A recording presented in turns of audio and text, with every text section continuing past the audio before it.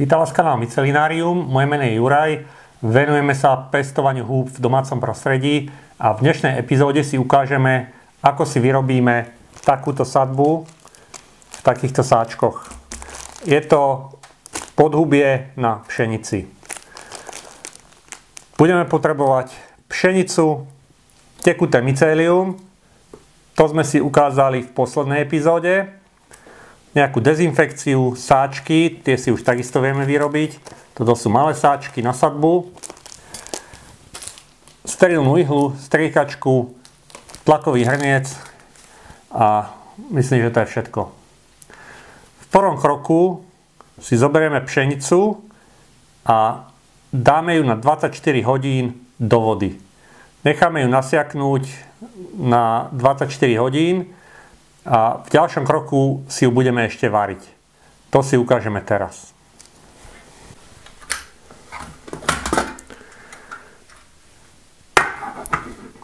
Takto vyzerá pšenica, ktorá bola vo vode 24 hodín.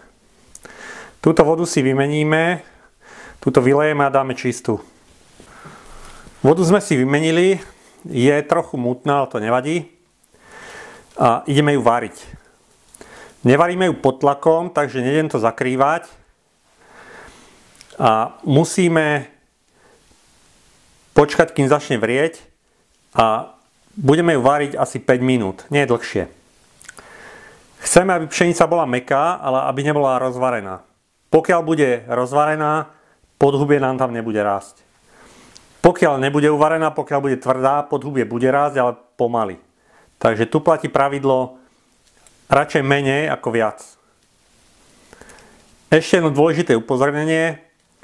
Keď dávame pšenicu do vody namočiť na tých 24 hodín, musíme dať aspoň 5 cm vody nad výšku pšenice, pretože pšenica nasiakne veľké množstvo vody, zväčší svoj objem a stúpne, takže chceme, aby pšenica bola stále pod vodou, takže môžete dať ľudne plný hrniec vody, to je jedno, a necháme ju tých 24 hodín.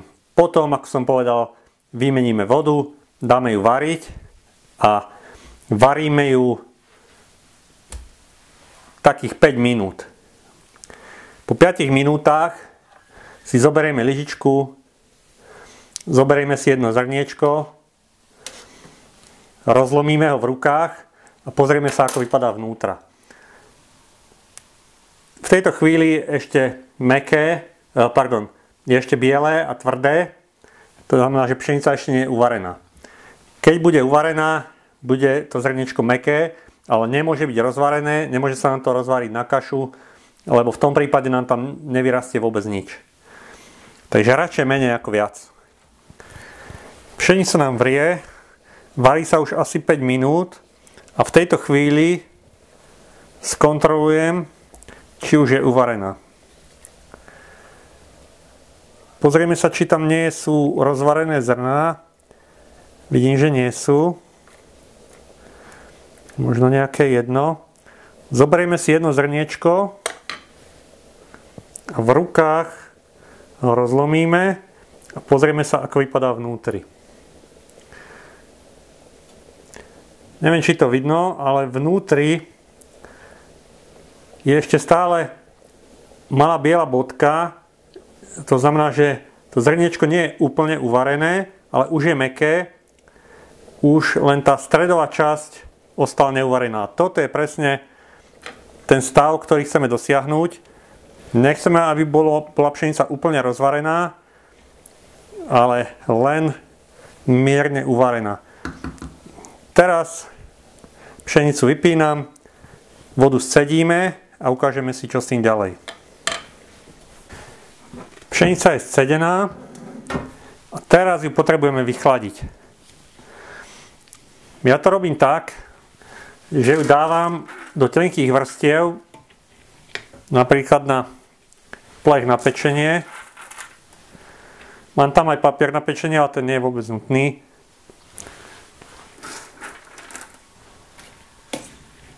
Ten nedávam vždy. Je to skôr kvôli tomu, že lepšie sa to potom stade vyberá.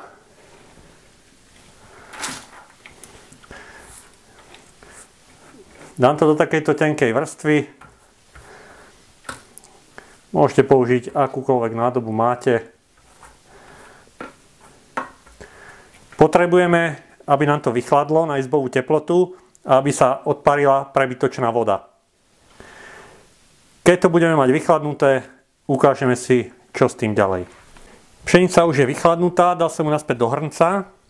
A ako môžeme vidieť, je už pekne suchá, nelepí sa nám na ruky. A teraz si urobíme jednoduchý test s kúskom toaletného papiera. Zoberieme si trochu pšenice, stlačíme a keď pšenicu dáme preč, nemali by tam byť žiadne mokré škvrny. Ako vidíme, je to úplne suché, žiadne mokré škvrny tam nie sú. Toto je ideálna pšenica, ideálny stav, aký chceme dosiahnuť. Teraz môžeme začať baliť pšenicu do sáčkov.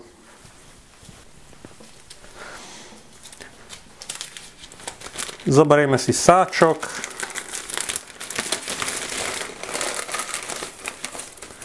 A začneme ho plniť.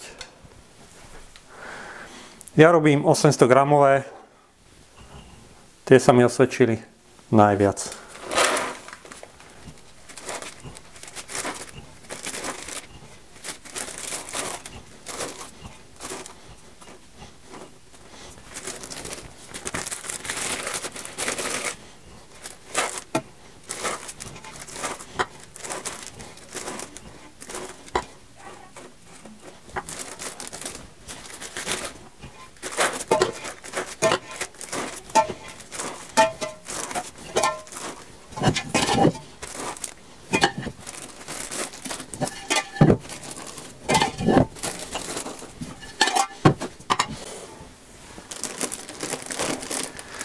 Sáčky máme naplnené, majú trošku viac, okolo 800-820 gramov asi, to vôbec nevadí.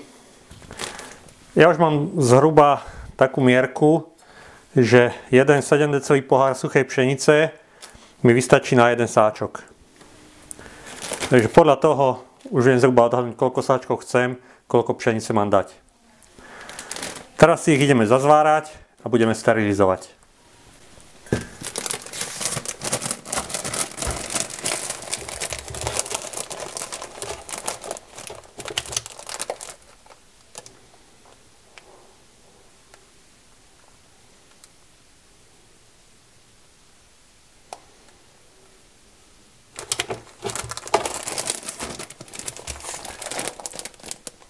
Kontrolujeme zvar, ako vždy musí byť 100%, to je v poriadku.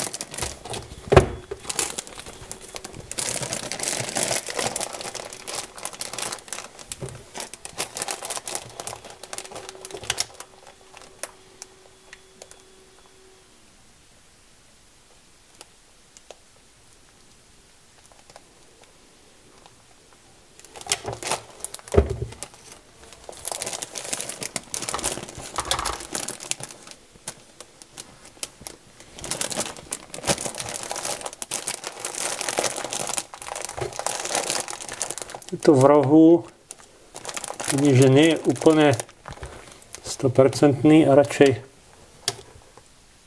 ho urobím znova. Stačí toto jedno miesto.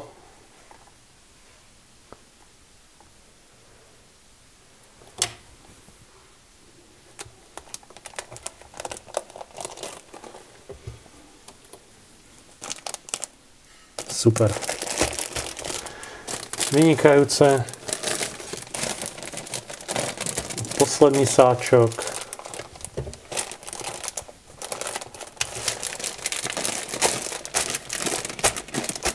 Dobre, sáčky mám hotové.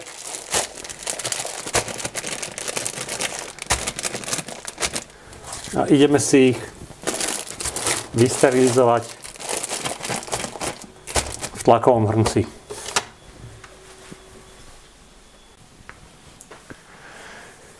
Sáčky dáme do tlakového hrnca, do môjho sa zmestia presne 3. Ja vždycky používam takúto handru, aby sáčok neprichádzal do kontaktu so stenami nádoby.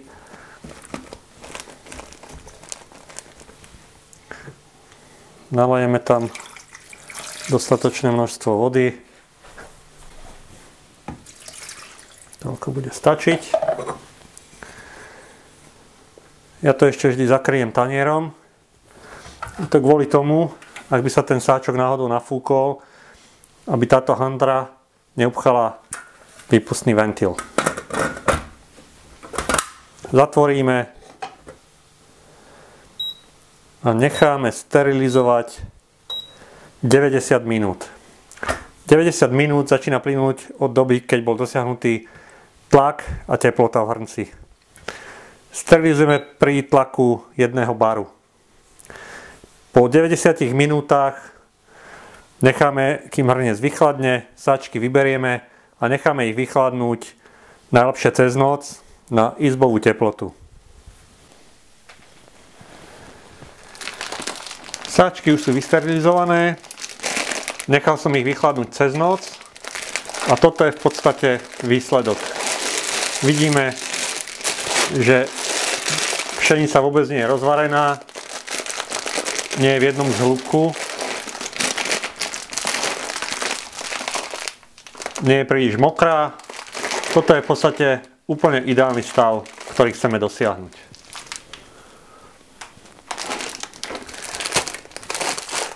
Teraz prejdeme k samotnému očkovaniu. Zoberieme si tekuté podhubie, rozmiešame ho. Pokiaľ máte magnetický mixer, môžete magnetickým mixerom, pokiaľ nie, tak ho rozmiešame, ale dávajte si pozor, aby sa nám nenamočil tento filter. Pokiaľ sa nám namočí, môže dôjsť ku kontaminácii.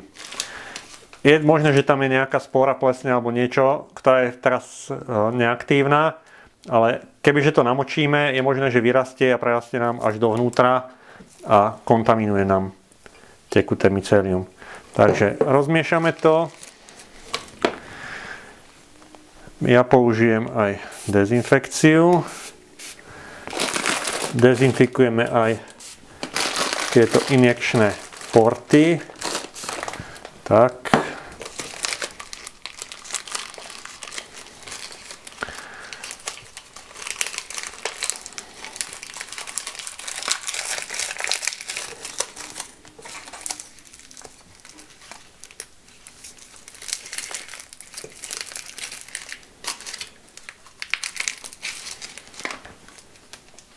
Máme sterilnú ihlu a striekačku. Podhubie rozmiešame.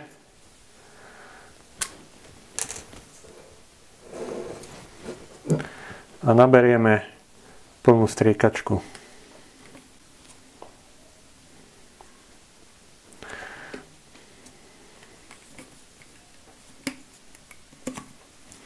Pokiaľ je podhubie v jednom zhlúku, že nie je rozmiešané, ťažko sa nám naberá. Práve kvôli tomu je ideálny magnetický mixer. Tak, teraz sa nám dá nabrať.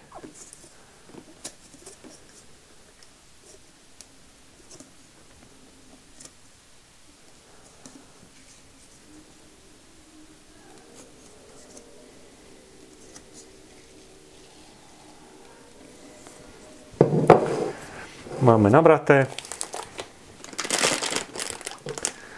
A cez injekčný port strekneme do sáčku, ale nie na jedno miesto, ale všade po okrajoch, aj do stredu. Aby sme pokryli čo najväčšie množstvo pšenice. Jeden sáčok máme hotový.